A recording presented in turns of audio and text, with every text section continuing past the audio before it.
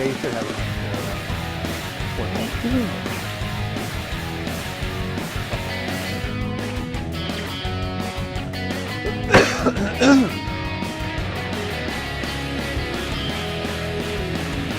The first 2 minutes is great.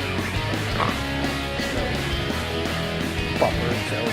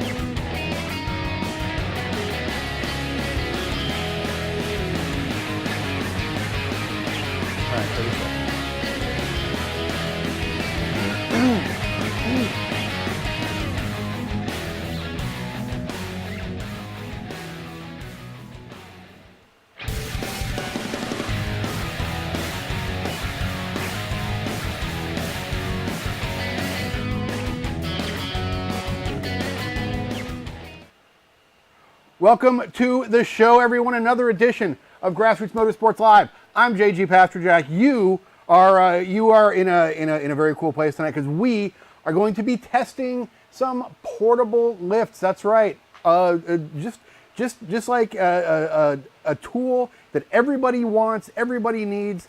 Which is the best one? What do we like? What don't we like? What features are you looking for? We got the Autolift 3000 right over here under the MR2. We got the Quickjack.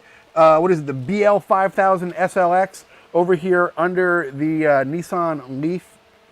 I'm going to be lifting both these cars up in just a few minutes and showing you some different features of these Quickjacks.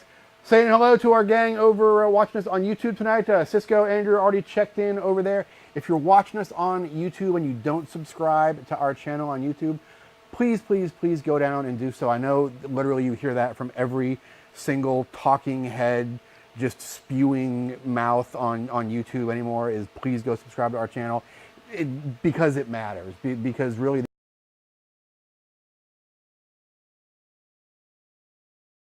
the only way that we can get our content out there is by having a lot of subscribers.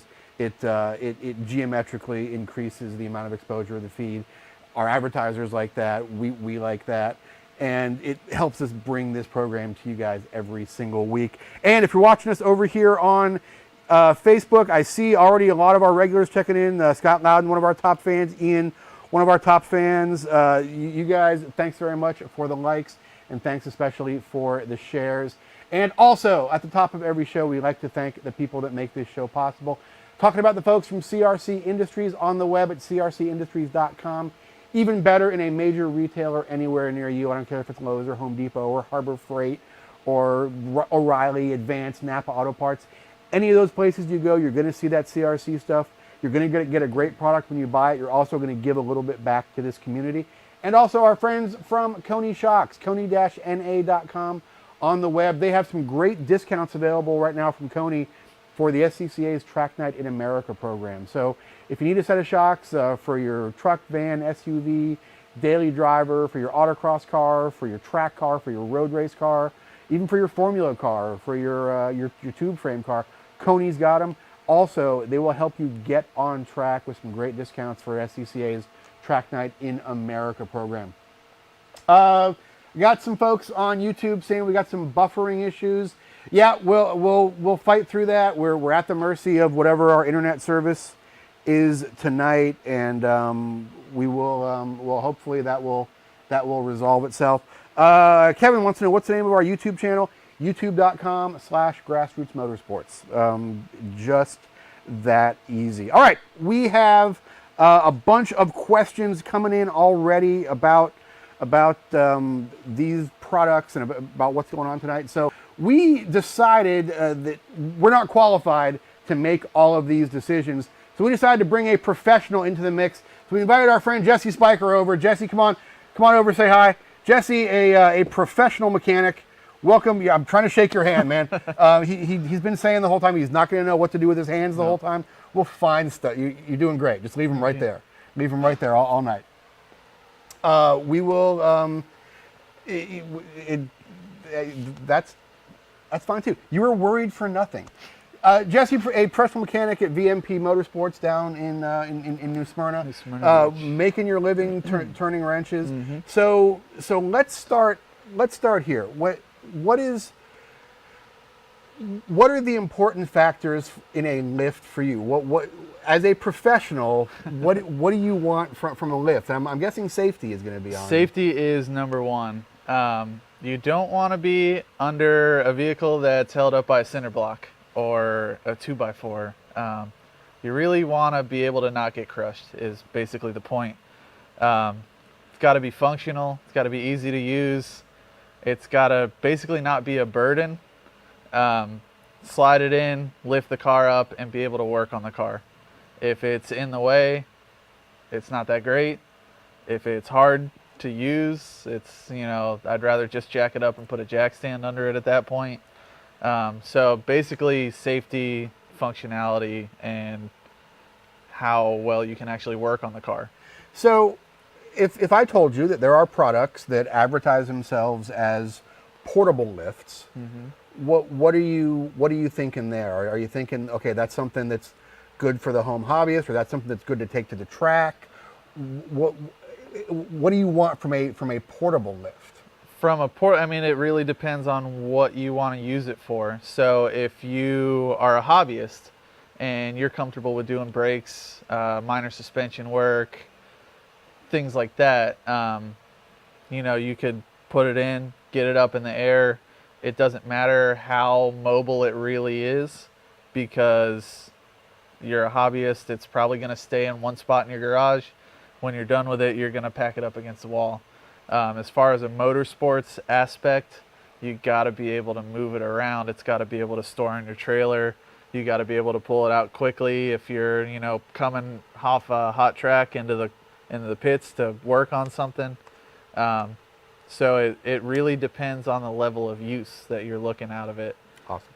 Okay, so let's start by taking a look at the Autolift 3000. So I had some questions. Let me find my tape measure over here. I had some questions coming in earlier when I posted a promo on social media.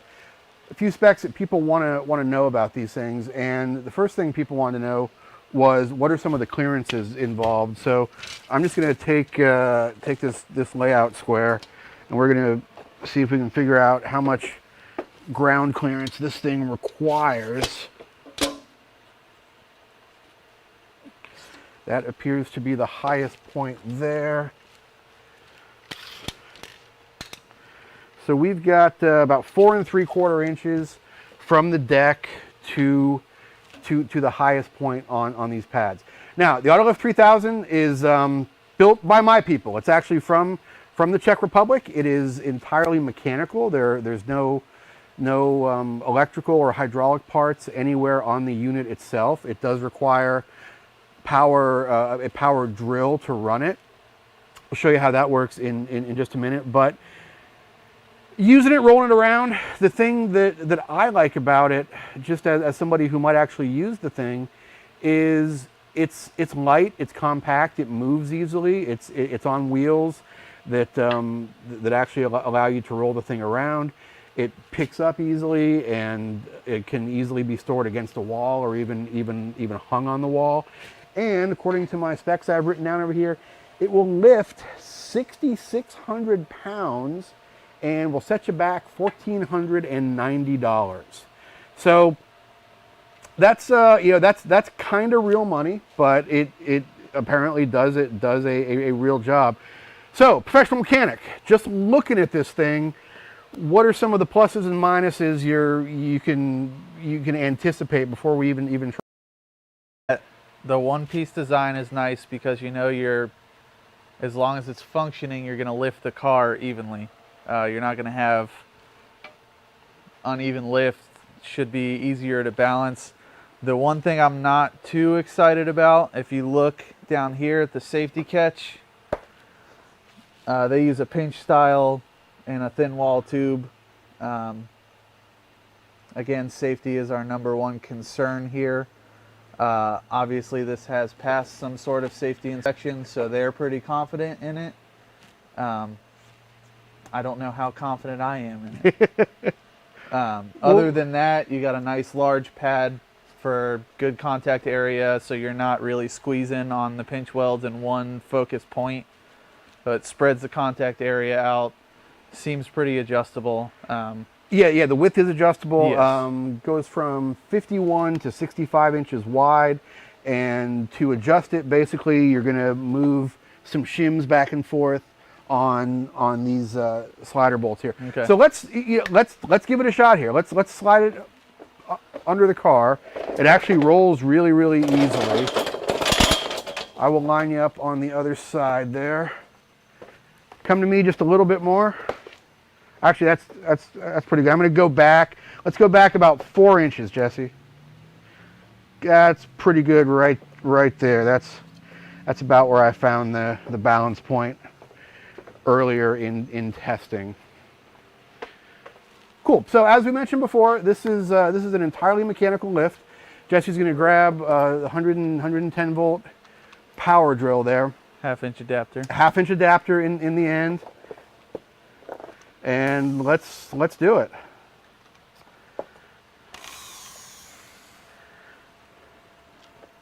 What? I don't know how to change directions on this ancient piece of equipment. It's right on the bottom here. Okay. Thanks, Dad.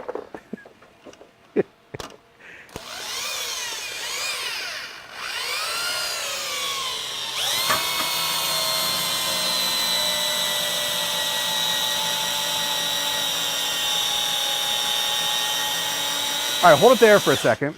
So, first thing we can see as we're just starting to go up on this thing is there's a single point of lift on the frame, so we actually have the ability to tilt the car back and forth once it's up in the air. So if we were going to be working on the back of this car, we want to move the lift more towards the back, get the back up in the air, keep the front on the ground. If we're working on the front, want to move it forward a little bit, keep the back on the ground.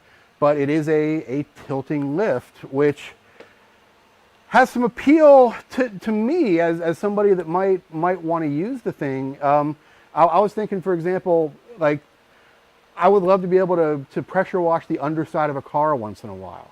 And if I wanted to pressure wash the underside of a car, the only lift I have access to in my shop here, I can't pressure wash it inside the shop. So to pressure wash it outside, I got to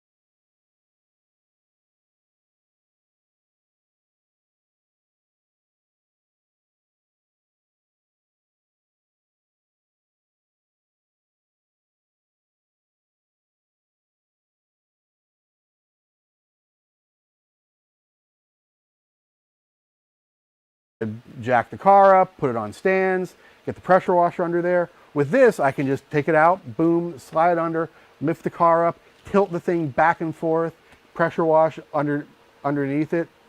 Really, really easy and nice and portable to get this thing out to a location, use it, and then put it away again. And it's all mechanical, so you don't have to worry about getting things wet. It's entirely mechanical, so you don't. Yeah, there's no any type of weather. It doesn't matter.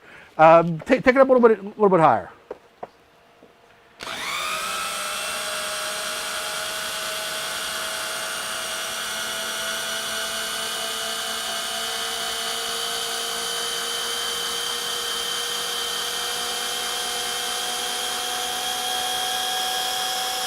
All right, that's fine. Now, if we were going to actually use this thing, there's a safety pin that goes. Actually, the pin is right on that clamp there, Jesse. Why don't you run it to a pin spot, just so we can't be accused of being unsafe dirtbags here.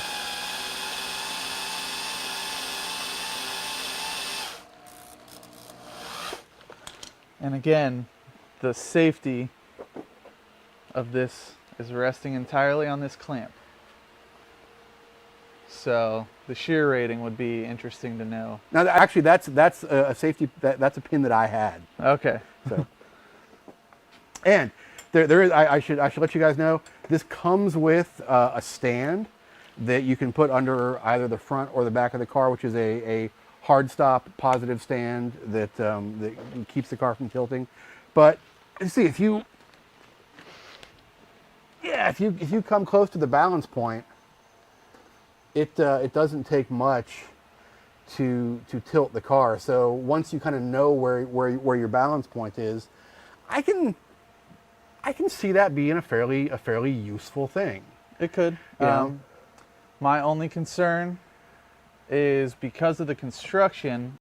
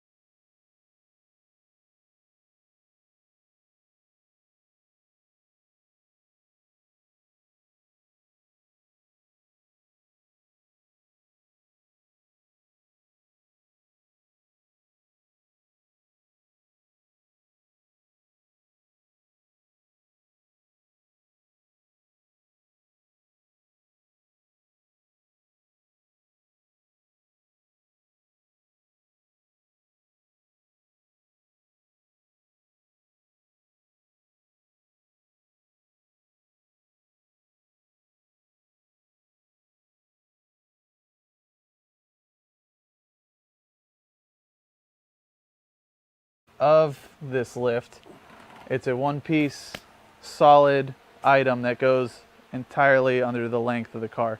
While that does not matter so much on an MR2, if you're working on, say, a Mazda Miata at the track, you run into clearance issues with pulling an exhaust or a drive shaft or a transmission or any of the main items. For a front-wheel drive car or a rear engine car, it becomes a little easier. A Honda Civic, you can pull the whole drivetrain out and this lift won't ever get in the way. Something rear-wheel drive. Because you do have structure in the middle there. Yeah, something rear-wheel drive will be a little trickier. So it all depends on the vehicle that you own, whether this would be great or this would not work so well. Okay. Yeah, and something else I do like about this is these rails right here are what rest on the ground. So they're taking all the weight. So it's not something, no lift you want to use in soft ground or in gravel or anything. But if you've got less than perfect concrete, less than perfect asphalt, this does give you a little bit of a margin of error because nothing has to move on the ground for it to lift. It's moving in its own track, and actually these tracks will help spread the load a little bit. I'm going to actually grab a battery drill. Oh, and I apologize to everybody apparently we're having a heck of a time with YouTube tonight, so I apologize to anybody trying and failing to watch on YouTube. Sounds like the YouTube feed is just really not playing ball tonight. So if you're on YouTube and struggling, come on over to Facebook. Things seem to be fine over there.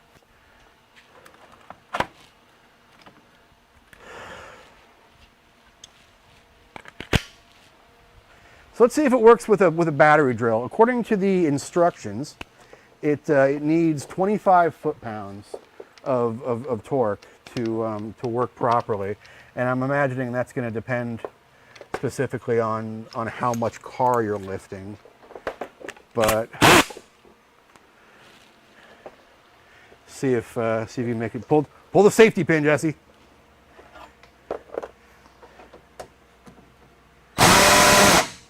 Put it in lock mode there.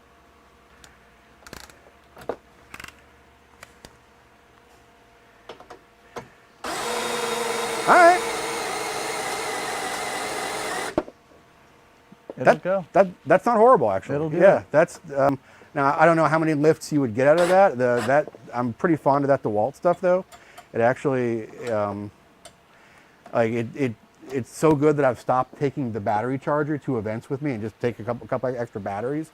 I've never had to worry about that. So yeah, you can at least lift a 2,800 pound SW20 MR2 with a 20 volt cordless drill. So that just made it a little more attractive to me, actually, as something that you might want to take to the track. As far like I discussed earlier, as long as you have, I don't want to say the correct vehicle, but the correct vehicle for these tools. Yeah. There shouldn't be any reason why this wouldn't work for you. If you've got to pull a drive shaft out of a Miata, this is not the right jack, unfortunately. No, but if you have transaxle issues with a Honda Civic, you're fine. And we're not even up all the way. We're about halfway up. Yeah. You could drop an entire drivetrain out of a Civic on this lift. If we were doing an engine swap into the front of this MR2, we'd be in good shape. Yeah. Right. So.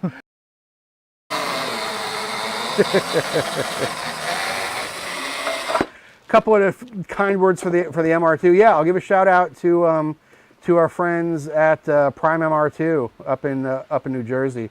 They built that. That's actually a Gen 4 3S GTE in the back of that MR2. Just fantastic daily driver. It's like all of the fun of a SW20 MR2 with a very modern drivetrain in it. So kudos to them. And James is mentioning that we need a stand for that. It does, the Autolift 3000 does come with a stand, and you can get additional stands. It also comes with an additional set of rail pads. If you have something that's got maybe some side skirt extensions on it, you get some extra rail pads. And what we say, 4 3/4 inches above the ground for that.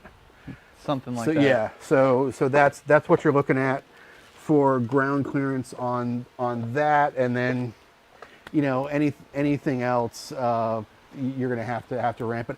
I have to actually put the Corvette up on ramps to get it on my 2-post lift. So that's just part of the. That's race car. That's race car. That's low car. That's Corvette. So here's what we'll do. We're gonna take a look at the Quickjack next. Jesse, why don't you get this side into position where you like it? While you're doing that, I will talk a little bit about the people that make this show possible. First off, that means you guys. That means all the people on Facebook right now. I see a lot of people came over to Facebook from YouTube. Sorry, YouTube is being a little bit crappy tonight, but that's, we're at the mercy of however these giant companies are performing that night. Thanks for coming over to Facebook. If you are going back to YouTube at some point, please subscribe to our channel. We appreciate that. We're trying to post a lot more content on YouTube. We're actually producing a lot more videos now. We have sort of a dedicated couple of people, myself included, producing videos for YouTube. So we're putting up content. We're trying to do it at least twice a week, including the live shows that we do every week. Also, please spare a thought for our good friends at CRC Industries. You can see them all over the wall back there. We have been fans of theirs for a very, very long time, even before they were advertising in our magazine, before they were supporting events like our $2,000 challenge, before they were supporting shows like this one, because they make great products. We have a couple acres out here, so we have fences and gates and just all kinds of things around to maintain. And I've got a little golf cart that I drive around in that's just full of CRC stuff. I got some lithium grease in there to lube the hinges on our gates and the chains on our gate openers. I've got freeze off in there to break loose rusty bolts everywhere. It's just stuff that stays with me and I use constantly, and it's a part of my life because it is amazing stuff. And even better, when you're buying that CRC stuff, you are giving a little bit back to the motorsports community, to folks like James Clay and Bimmer World that race BMWs in various series, and to shows like this one and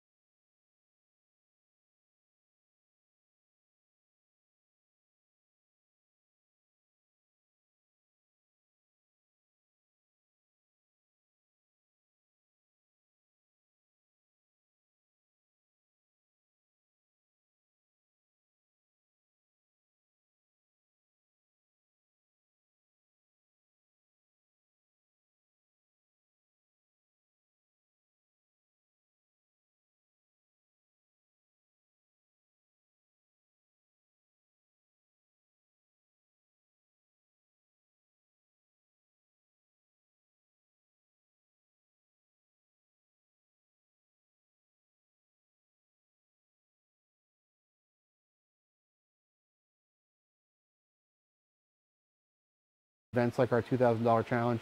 So spare a thought for them, and next time you're buying automotive chemicals, grab some of that CRC stuff, baby. Also, check out our friends at coney-na.com on the web. Some of the world's finest shock absorbers, whether you're getting shocks for your daily driver, for your tow vehicle, for your soccer practice, dropping the kids off at the pool wagon, or for a car you're driving on track, or for a car you're even racing. Coney has a shock for you, tens of thousands of different applications, coney-na.com on the web, and they will even give you a couple of bucks off of an SCCA track night in America. That series is starting up again. You can go to a track somewhere near you on a weeknight, spend a couple hours driving till your little heart's content, and pack it in, head home. It's a fantastic program. Coney's a proud supporter of that program, and they will even give you a few bucks off. All right, so that is it for the commercial messages, and we will get back to the jacking. So Jesse, you've positioned this side of the Quickjack. This is the Quickjack BL 5000 SLX. Give you a couple of specs on it real quick. It'll lift 5,000 pounds, and it is $1,365. Setting, not so bad if you're on the pits in If you're in a Road Atlanta, a crappy concrete paddock somewhere, it's not gonna be as friendly to you. Yeah. Definitely takes a little, I'm not gonna say a lot of muscle, but a little more effort to put it into place. Right. So, but the trade-off is it's a fairly substantial piece of equipment. Yes. And this is hydraulically actuated. You can see the connector hoses here. It actually uses these really slick little dry brake connectors that, again, they take some muscle to hook up, but there's a little safety pin on there. I'll make sure I get it lined up.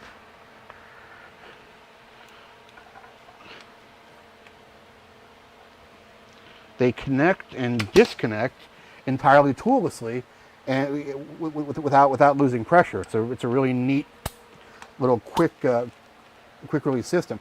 Now you're going to end up with a little bit of fluid on your hands. That's just the nature of sort of any hydraulic equipment. So keep a rag handy. It's just thanks. No fluid connection is perfectly dry because a little bit's gonna spray out of there, but it's pretty damn good. It's not like it's leaking all over the place. The trade-off to me is worth it. Yeah. Oh yeah, yeah. It's definitely worth it in the trade-off. This also comes with a little assortment of these rubber blocks that you'll use for positioning under your pinch welds or under whatever your lift points are. 2 long hoses. Chris, come on back here. That go to the hydraulic pump. And there's quick connects there at the hydraulic pump as well. And this particular model of BLX 5000 is 120 volt wall power. There is a 12 volt option for this as well. So if it's something that you are going to be using at the track, there is an option. Just has 2 big 12 volt posts on there, a couple of jumper cables to a battery or a quick connect to a car battery, and you're in business. So yeah, Jesse, go ahead and get that one lined up, and we will lift this baby.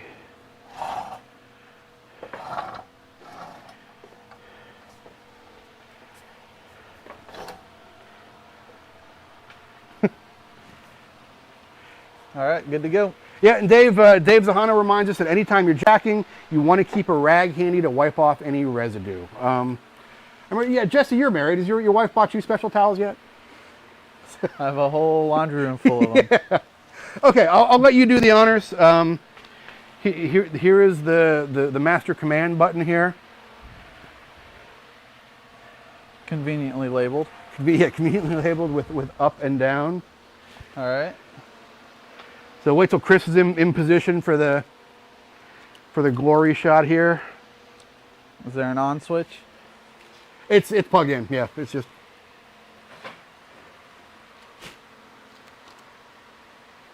It was plugged in. There we go.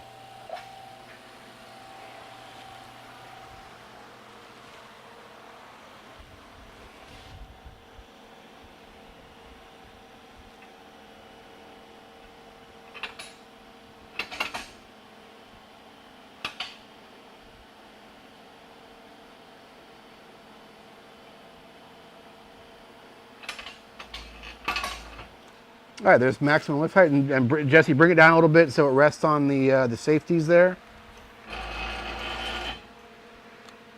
So now the load is off the hydraulic cylinders, and the load is entirely mechanical on the safety straps. So what that is our maximum lift height. Let me find my tape measure here.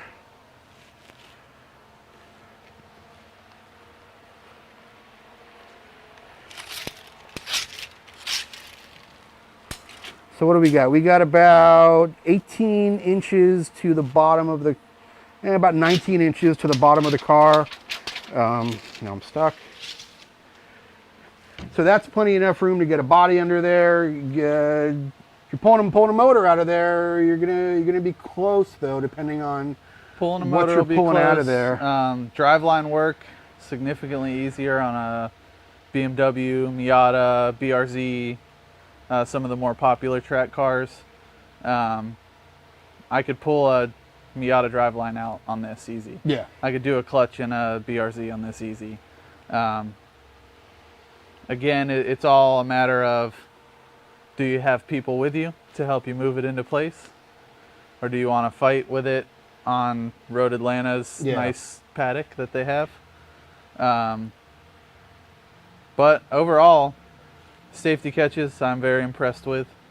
Yeah, I mean this is 1-inch tubing. This is a piece of square 1-inch tubing with welded ends on both jacks, going down to a quick release cam. So a lot of attention paid to safety there. So I did assemble this and move it into place by myself, but it's not something that I would do a lot. Like I think if I own this, it'd be something that would stay set up for the most part, right, in my garage, and I would just pull the car. It would be like that lift over there. I'd pull the car in, I'd position it, I'd put it up. It's not something that I'd be breaking down and putting away most of the time, because there are a lot of pieces to it. There are a few pieces. It is a little heavier. It's not unmanageable. Yeah. And it does look like it'll store nicely once it's all apart, but it's a matter of pulling 4 to 5 pieces back out to put it back together. And because of the nature of this, the car also moves quite a bit when you lift it. It actually moves forward close to a foot. Right. Is that a deal breaker? Probably not, but it's something you need to be aware of, that if you pull your car into a position where it's right up against the wall in the front, and then you start jacking it, the car. Don't crash your own car. Yeah, basically. you're gonna put it right into the wall. As long as you take that into account, to me, that's not really a factor. Yeah, that's not a deal breaker. A lot of people aren't necessarily working on their cars in the most confined spaces they can find. Right, but yeah, a lot have to make do with what they have.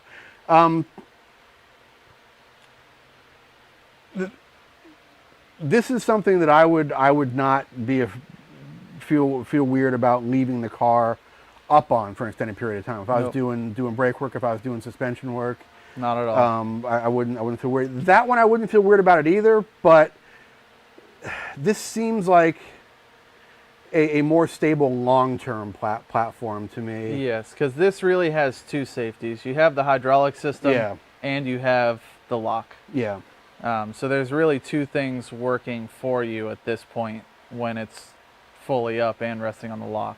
Yeah, but I'm seeing now, though, with this up in the air, that there is something to be said for the tilt, especially if you're doing work that requires a lot of vertical clearance. If you're dropping a transmission out of the back of that MR2, it's going to be way trickier in this than it is in that, because you need all of the vertical clearance you can. The Autolift does go a little bit higher. Well, it goes a little bit higher on one end at a time. With the tilt, you have, like you said, more vertical clearance to do some of those trickier jobs. Yeah. Okay. So what are you? It's hard to pick a quote unquote winner here, because they kind of do different things. Right. So who's each one ideal for, and who's each one wrong for, do you think? So I'd say specifically to me, it boils down to what kind of car you're driving. If you have an E46, like American Endurance Racing, there's probably 4 out of 5 cars are E46 M3s.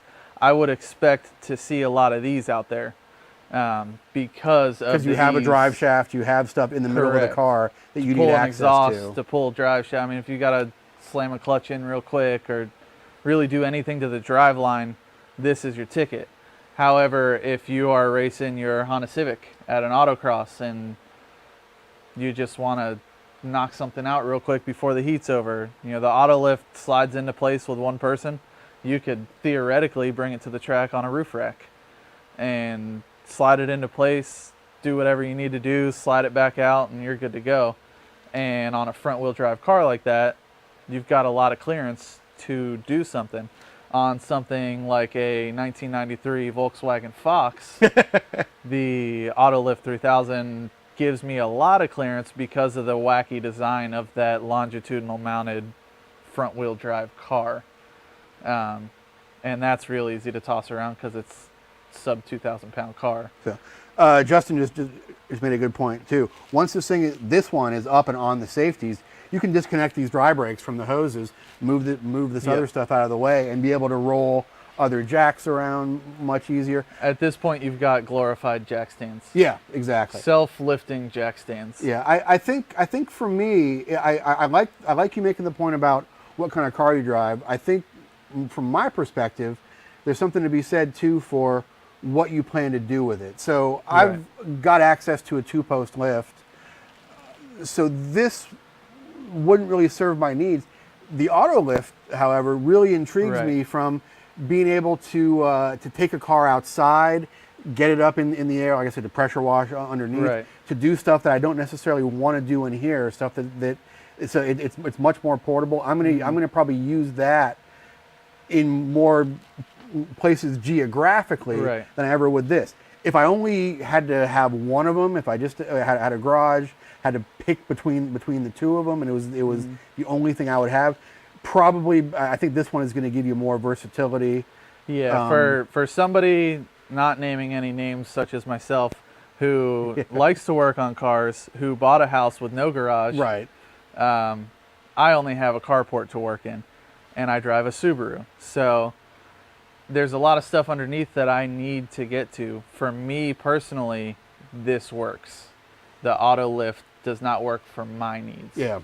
Yeah. So yeah, I think it's a little bit of you know, a little bit of horses for courses. I can definitely see, like, if I'm probably actually going to take the Autolift and pressure wash the underside of the Corvette with it, because I like being able to tilt the thing. Right. I like the fact that I can take it out in the driveway. I like the fact that, like, I with all of the hydraulic connections and I feel a little uncomfortable pressure washing around this one. That's all mechanical. Right. That definitely intrigues me. And now that I know that I can lift it with my 20 volt cordless drill, Makes it even more portable. that's pretty cool too.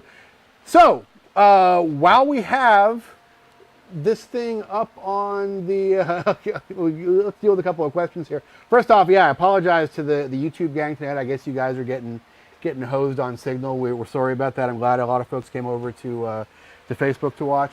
Honey wants to know about costs. Let me get over to my notes here, quote you the actual prices. Oh, and we'll get a height on this thing once we get it back down. Autolift 3,000, 6,600 pound lift, $1,490 out the door. Quickjack BL 5000 SLX, $1,365, lifts 5,000 pounds. Quickjack has options from around $1,150 to around $1,700 that lift from like around 3,500 pounds to around 7,000 pounds. So as far as, you know, when do you need to pour some extra concrete and put a full two-post in? Having lived now with a two-post lift for a few years, I would say as soon as you can. If you have access and if you have the facilities to put a real two-post in, that's always going to be a better option than some of these, if that works out for you. But if you maybe live in a house that you rent, if you don't have the height for a fixed two-post lift, either of these make very, very intriguing options, you know, for a couple reasons. So Jesse is actually putting our intercom scales in place here. We're going to do a quick round of What's It Weigh presented by Intercomp, since we have the Nissan Leaf up in the air. So what I want everybody to do, about 12 inches wide, and there is probably a good 48 to 50 inches in between these two of clear space under the car. These particular ones are just under the rails. So yeah, there's all kinds of room in there. Let me, Jesse, are those turned on under the? Yes. Okay.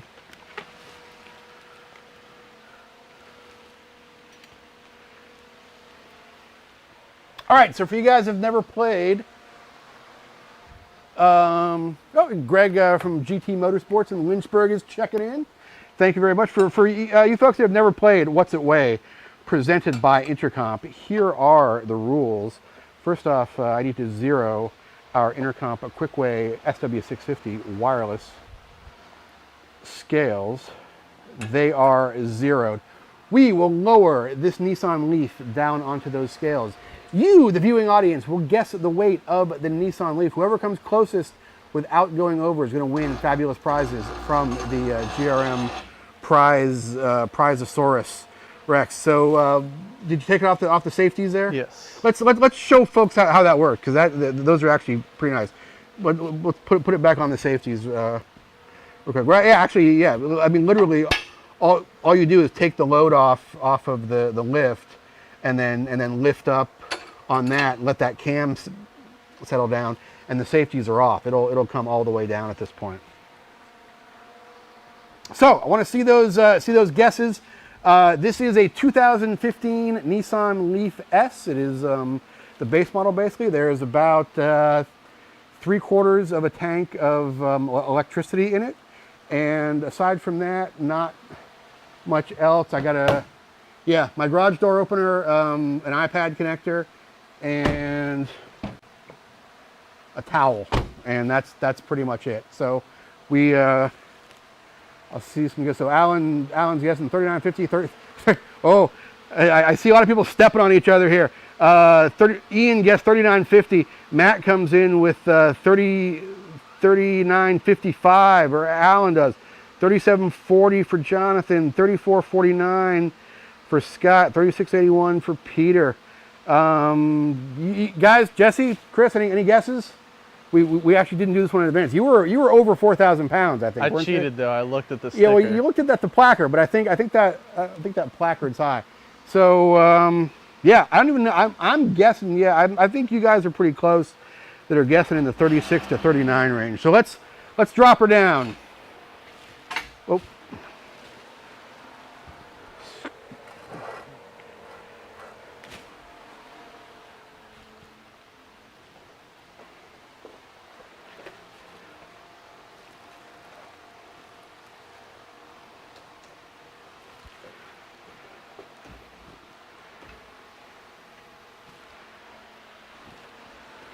We're square on these two.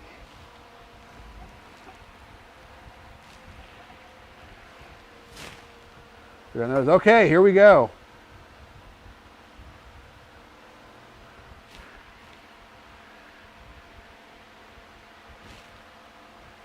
You off? I believe so. Wow. Oh my God, I think everybody is super wrong. This is interesting.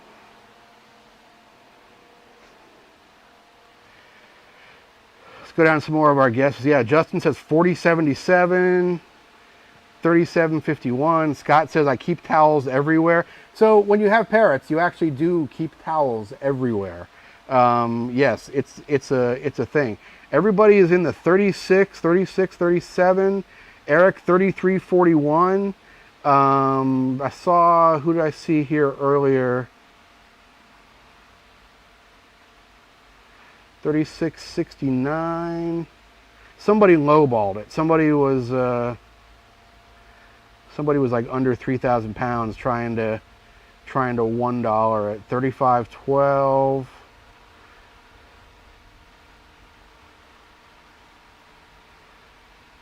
Okay. Here we go. What we got over on? Yeah, Lee says 24.40.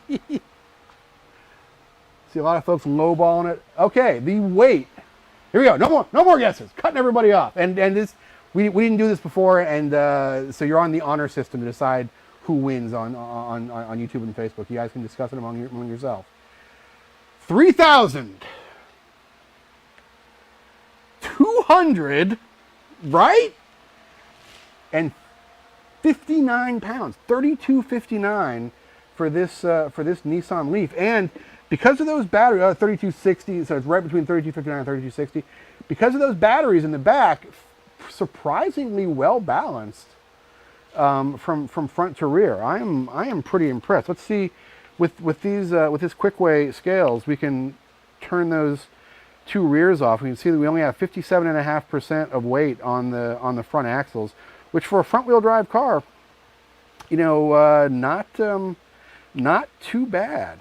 And left to right, it's almost perfectly balanced within a 0.1% left to right. And you can see our cross corner weights about 1.1% off on the cross corner weights. So one of the cool things about these Intercomp wireless scales is you can just switch different scales on and off, does all the calculations for you. You don't need to figure out any of your percentages. Does all that stuff for you. Fantastic tuning tool.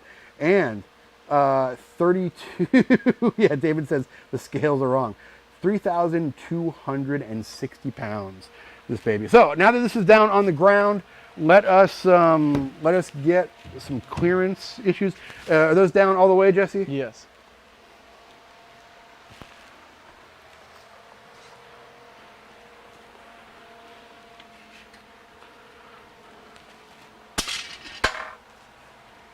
Okay, so this is actually a little bit lower than the Autolift. You can see that already.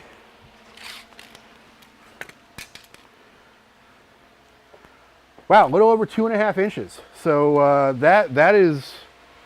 that's pretty impressive there. Actually, that may go under the Corvette without any help.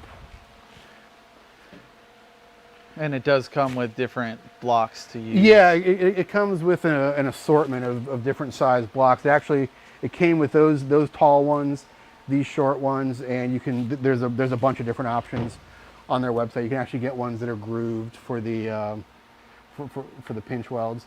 And so yeah, Honey asks, oh yeah, and Lee, you are the winner. Your 2440 is the winner. Do me a favor, if you are the winner tonight, so that'll be Lee over on YouTube, and I'm not sure who it was on Facebook, but you guys can figure that out. If you won, what's it weigh? Shoot me an email, jg@grassrootsmotorsports.com.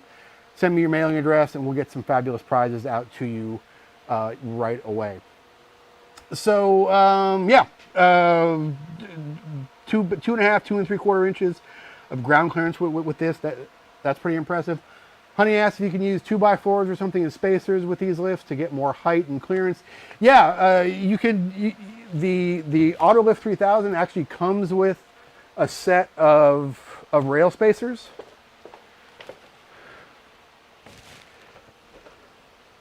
These are actually quite nice. Some 1 inch by 1/2 inch aluminum or steel with rubber coating on it to keep stuff from getting scratched up. So if you've got narrow sills, these go right on top of the lift rails. Or you can use 2x4s. You can use hockey pucks. You can whatever you can put on a flat surface will work just fine. With the Quickjack, same thing. It comes with a set of those rubber lifting blocks, but you can get different rubber lifting blocks from them, and ultimately it's just a platform on which you can set things. So you could cut 2x4s in there. You could put high density plastic in there. A piece of Delrin or something that you cut. Plenty of room to sort of make your own lifting solution there. All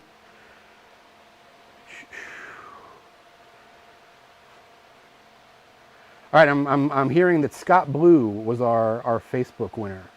And oh yeah, and I'm getting some reports that our top fan, Matt Minera, has a Quickjack, fits under his C7 and his 2018 Camaro ZL1 1LE. Yeah, rub it in, Matt. Thank you. Thanks for that.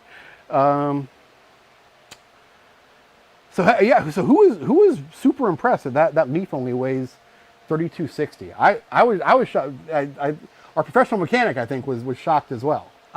So the gross vehicle weight sticker claims it's around 4,200 pounds. But that's we were theorizing, does that include passengers and luggage, etc.? Apparently it does. Yeah.